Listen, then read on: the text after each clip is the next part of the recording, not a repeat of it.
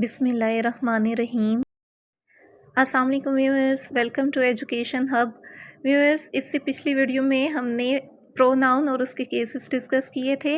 आज हम उन्हें एक दफ़ा फिर से प्रोनाउन और उसके जो केसेस का चार्ट है उसको डिस्कस कर लेते हैं और उसके बाद इंशाल्लाह अज़ीज़ हम आपको आज की वीडियो में टाइप्स ऑफ प्रोनाउन के बारे में बताएंगे।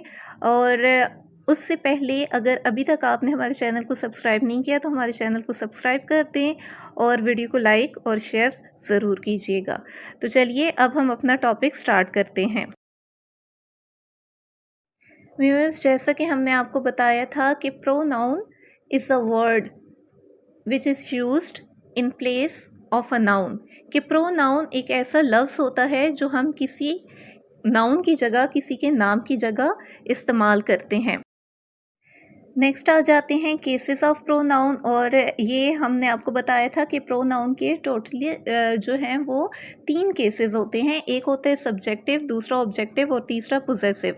सब्जेक्टिव केस जब हम प्रोनाउन को एज अ सब्जेक्ट यूज़ करते हैं, ऑब्जेक्टिव केस जब हम प्रोनाउन को एज एन ऑब्जेक्ट यूज़ करते हैं, और पोजेसिव केस कि जब हम प्रोनाउन को इसलिए इस्तेमाल कर रहे होते हैं कि जब हम किसी की पोजेशन शो कर रहे होते हैं, किसी की मलकियत बता रहे होते हैं, तो हम उस वक्त जो प्रोनाउन इस्तेमाल करते हैं उसको हम पोजेसिव प्रोनाउन कहते हैं। नेक्स्ट आ जाते हैं हमारे पास फर्स्ट पर्सन, सेकंड पर्सन और थर्ड पर्सन प्रोनाउन।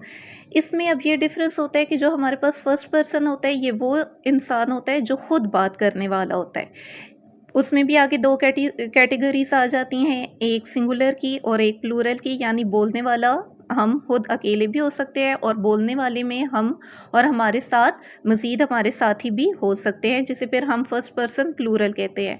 नेक्स्ट हमारे पास कैटेगरी आ जाती है सेकंड पर्सन की, जो वो बंदा जिसके साथ हम बात कर रहे होते हैं। और थर्ड कैटेगरी आ जाती है हमारे पास थर्ड पर्सन की, यानी जिनके बारे में हम बात कर रहे होते हैं उन्हें हम कहते हैं थर्ड पर्सन। अब उनमें भी एक बंदा भी हो सकता है और एक से ज़्यादा भी हो सकते हैं, तो इसलिए हम उन्हें थर्ड पर्सन सिंगुलर और थर्ड पर्सन प्लूरल की तरह से उनको हम कैटेगराइज करते हैं। तो पहले हमारे पास आ जाते हैं फर्स्ट पर्सन प्रोनाउन सिंगुलर। इसमें हमारे पास जो सब्जेक्टिव केस होता है उसमें हमारे पास जो प्रोनाउन यूज़ होता है वो आई का प्रोनाउन होता है। पोजेसिव केस में हम माई और माइन के प्रोनाउन यूज़ करते हैं, जिनमें से माई का प्रोनाउन हम as an adjective pronoun use करते हैं कि जब हम किसी की खासियत बता रहे होते हैं कि ये मेरी चीज़ है, तो हम कहते हैं दिस इज़ माई बुक हो या जो भी चीज़ हो। और इसी तरह अगर हमने सिर्फ प्रोनाउन पोजेशन के लिए हमने शो करना हो और उसमें हमारे पास इस तरह से हम बात करें कि ये किताब मेरी है, यानी मेरी का लफ्ज़ हम उर्दू में जुमले में आखिर में बोलेंगे, तो फिर हम उसकी इंग्लिश इस तरह करेंगे दिस बुक इज़ माइन। यानी उस वक्त जो हम प्रोनाउन यूज़ करेंगे वो पोजेसिव प्रोनाउन माइन का होगा। इसी तरह ऑब्जेक्टिव केस में, यानी कि उस सूरत में जबकि हमारे ऊपर काम किया जा रहा हो, हम लोग जो हैं वो रिसीवर हों, डूअर ना हो, एज एन ऑब्जेक्टिव हमने अगर अपने बारे में प्रोनाउन यूज़ करना है तो फिर हम मी का प्रोनाउन इस्तेमाल करेंगे। नेक्स्ट हमारे पास आ जाते हैं फर्स्ट पर्सन प्रोनाउन प्लूरल, यानी जिस वक्त हम बोलने वाले जो हैं वो एक से ज़्यादा होंगे तो फिर हम प्लूरल केस यूज़ करेंगे। और उसमें जिस वक्त हम लोग सब्जेक्टिव प्रोनाउन यूज़ करेंगे तो हम वी का प्रोनाउन इस्तेमाल करेंगे जमा के लिए, ज़्यादा लोगों के लिए। और पोसेसिव केस में हम लोग अवर और अवर्स के प्रोनाउन इस्तेमाल करेंगे। इसका तरीक़ाकार भी अभी जिस तरह मैंने माई और माइन का बताया था रूल, उसी तरीके से इसको भी यूज़ किया जाएगा कि जब हम लोग कहेंगे ये किताबें हमारी हैं तो हम कहेंगे कि दीज बुक्स आर अवर्स। और जिस वक्त हम लोग हमारी का लफ्ज़ किताबों से ऑब्जेक्ट से पहले इस्तेमाल करेंगे कि ये हमारी किताबें हैं, तो फिर हम कहेंगे दीज आर अवर बुक्स। और ऑब्जेक्टिव केस में, यानी कि जिस वक्त हमारे ऊपर काम हो रहा है, हम काम करने वाले नहीं हैं, तो फिर हम जो प्रोनाउन इस्तेमाल करेंगे जमा के लिए, ज़्यादा लोगों के लिए, तो फिर हम अस का प्रोनाउन इस्तेमाल करेंगे। नेक्स्ट हमारे पास आ जाते हैं सेकंड पर्सन प्रोनाउन। ये सिंगुलर और प्लूरल दोनों केसेस में यू का ही प्रोनाउन हम लोग इस्तेमाल करते हैं, चाहे सब्जेक्टिव केस हो चाहे ऑब्जेक्टिव केस हो, इसका प्रोनाउन बदलता नहीं है। इसमें हम यू का ही प्रोनाउन इस्तेमाल करते हैं सब्जेक्टिव और ऑब्जेक्टिव केस में। यानी कि अगर डूअर है, काम करने वाला है, जो हमारे सामने है, बात करने वाला, यानी कि सेकंड पर्सन जिससे हम बात कर रहे हैं, तब भी हम यू का ही लफ्ज़ इस्तेमाल करेंगे। और अगर वो ऑब्जेक्टिव केस है यानी कि उस पर काम किया जा रहा है तो उस सिचुएशन में भी हम यू का ही प्रोनाउन इस्तेमाल करेंगे। लेकिन पोजेसिव केस में आपने इस चीज़ का ख्याल रखना है कि अगर आप ये कहते हैं कि ये तुम्हारी किताब है, यानी आप किताब के ऑब्जेक्ट से पहले जो है वो तुम्हारी का लफ्ज़ इस्तेमाल कर रहे हैं, तो फिर आप इस तरह बोलेंगे दिस इज़ योर बुक, यानी कि आप योर का प्रोनाउन इस्तेमाल करेंगे। लेकिन अगर आप कहते हैं कि ये किताब तुम्हारी है, यानी कि आपने तुम्हारी का लफ्ज़ जुमले के आखिर में बोला है, तो उस सिचुएशन में फिर आप योर का नहीं बल्कि योर्स का प्रोनाउन इस्तेमाल करेंगे। नेक्स्ट हमारे पास आ जाते हैं थर्ड पर्सन प्रोनाउन। इनमें भी हमारे पास सिंगुलर और प्लूरल दो कैटेगरीज होती हैं कि जिसके बारे में हम बात कर रहे हैं। थर्ड पर्सन अगर वो एक ही बंदा है तो हम सिंगुलर केस यूज़ करेंगे, और अगर वो एक से ज़्यादा लोग हैं तो फिर हम प्लूरल केस यूज़ करेंगे।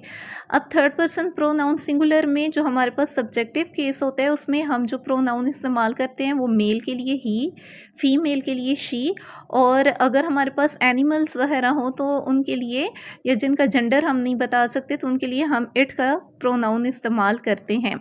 और ये नॉन जो लिविंग थिंग्स होती हैं उनके लिए भी इट का प्रोनाउन इस्तेमाल किया जाता है। पोजेसिव केस में हम जो मेल होते हैं उनके लिए हिज, फीमेल के लिए हर और हर्स का जो प्रोनाउन है वो इस्तेमाल करते हैं। इसका भी सेम वही केस है जो मैंने इससे पहले की कैटेगरीज में आपको बताया कि ऑब्जेक्ट से पहले अगर आप नाम लेंगे, उसका बोलेंगे, उसकी बोलेंगे, तो फिर आप हर का प्रोनाउन इस्तेमाल करेंगे, और अगर आप उसकी का लफ्ज़ जुमले के आखिर में ले जाते हैं ऑब्जेक्ट के बाद तो फिर हर्स का प्रोनाउन इस्तेमाल करेंगे। और नॉन लिविंग थिंग्स के लिए या फिर जो हमारे पास एनिमल्स आ जाते हैं उनके लिए हम इट्स का प्रोनाउन इस्तेमाल करते हैं। और ऑब्जेक्टिव केस में हम मेल के लिए हिम, फीमेल के लिए हर, और जानवरों के लिए या नॉन लिविंग थिंग्स जो होती हैं उनके लिए हम इट का प्रोनाउन इस्तेमाल करते हैं। लास्ट में हमारे पास आ जाते हैं third person pronoun plural. Plural में हम सब्जेक्टिव केस में दे, पोजेसिव केस में देयर और देयर्स, और ऑब्जेक्टिव केस में देम का प्रोनाउन इस्तेमाल करते हैं। अब देयर और देयर्स का भी फ़र्क जो है वो सेम वही होगा जो इससे पहले के केसेस में हमने आपको बताया कि अगर आप ऑब्जेक्ट से पहले अपना प्रोनाउन इस्तेमाल कर रहे हैं तो फिर देयर, और अगर ऑब्जेक्ट के बाद इस्तेमाल कर रहे हैं तो फिर देयर्स का प्रोनाउन इस्तेमाल होगा। यानी आप कहते हैं दीज आर देयर कॉपीज़, और अगर आपने कॉपीज़ का लफ्ज़ पहले इस्तेमाल किया तो फिर आप कहेंगे these copies are theirs. Next हमारे पास आ जाती हैं टाइप्स ऑफ प्रोनाउन।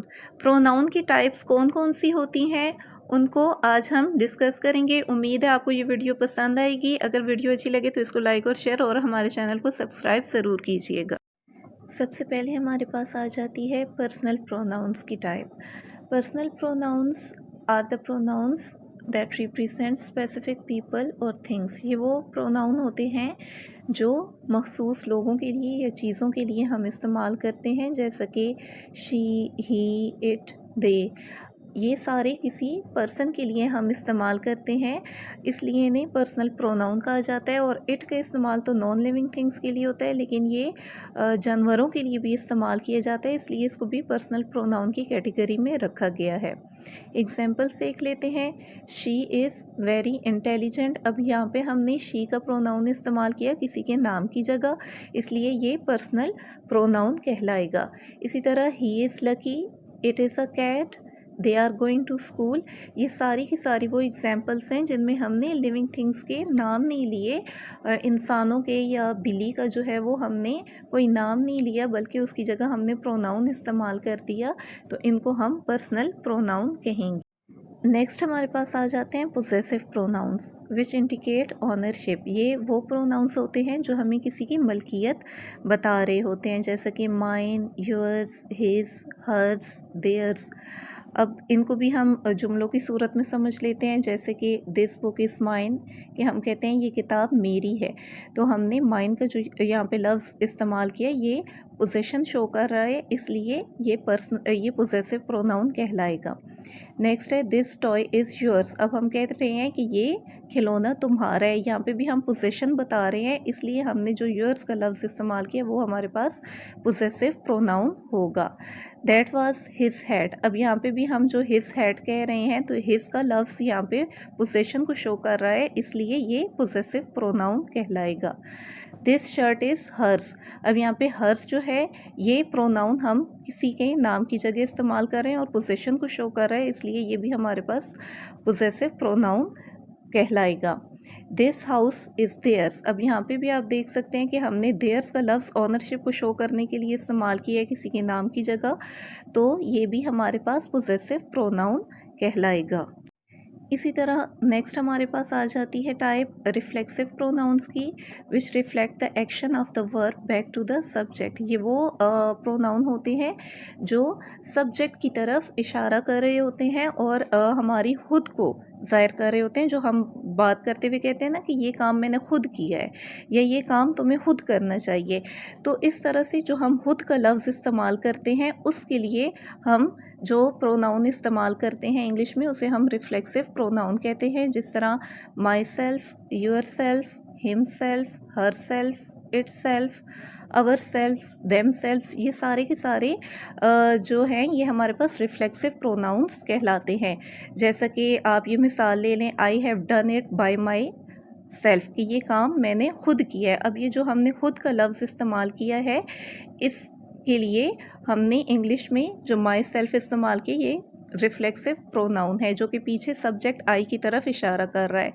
इसी तरह नेक्स्ट एग्जांपल है you yourself should go there, कि तुम्हें खुद वहाँ जाना चाहिए। अब ये जो हमने खुद का लफ्ज़ इस्तेमाल किया कि तुम्हें खुद वहाँ जाना चाहिए, तो यहाँ पे योर सेल्फ जो है वो हमारे पास रिफ्लेक्सिव प्रोनाउन कहलाएगा।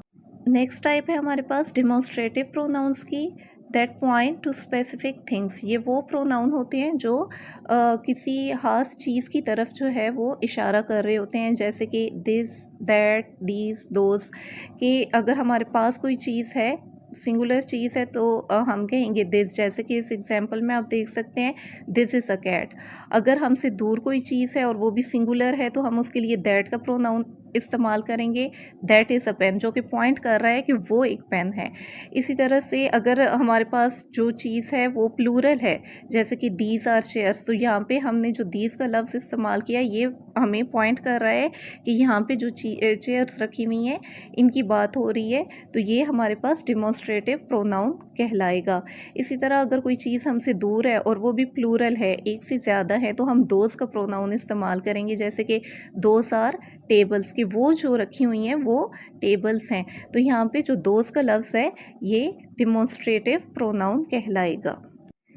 नेक्स्ट हमारे पास आ जाते हैं interrogative pronouns, that are use to ask questions. ये वो प्रोनाउन होते हैं जो हम सवाल पूछने के लिए इस्तेमाल करते हैं, जैसे कि हु, हुम, हुज, विच, व्हाट।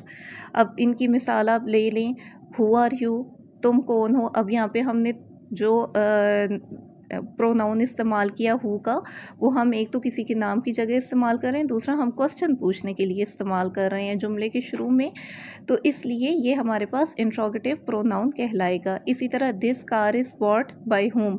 अब होम का लफ्ज़ हम लोग जुमले के आखिर में इस्तेमाल करते हैं, क्वेश्चन पूछने के लिए इस्तेमाल हो रहा है, इसलिए ये भी इंट्रोगेटिव प्रोनाउन कहलाएगा।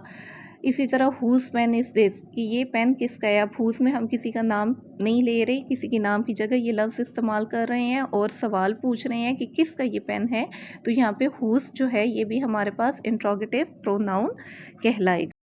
नेक्स्ट हमारे पास आ जाते हैं relative pronouns, that connect dependent clauses to main clauses, कि ये हमारे पास वो प्रोनाउन होते हैं जो एक डिपेंडेंट क्लास को मेन क्लास से या फ्रेज़ को दूसरे फ्रेज़ से जोड़ते हैं, जैसे कि हु, हुम, हुज, विच, दैट।